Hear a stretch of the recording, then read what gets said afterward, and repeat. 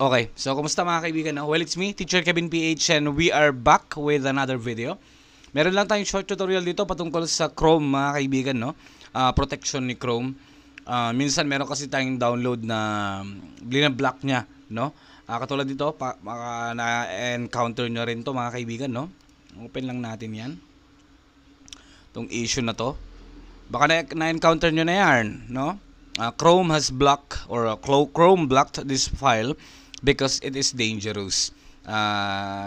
Magandang indication naman yan kasi at least protection natin yan. Pero meron tayong way para ma-fix to mga kaibigan, and basic lang.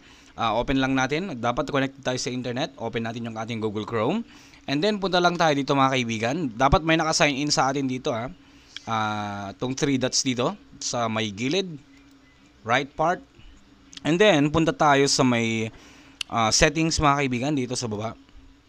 And then, hanapin natin ang privacy and security.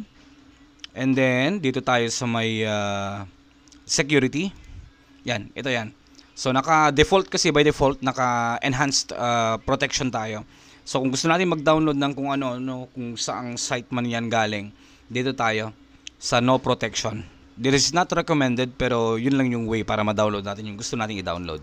Click niyo yan, turn off, then, pwede yun lang i-download yung isang file. Yun lang. Maraming salamat sa inyong panonood at huwag niyo pong kakalimutan mag-subscribe.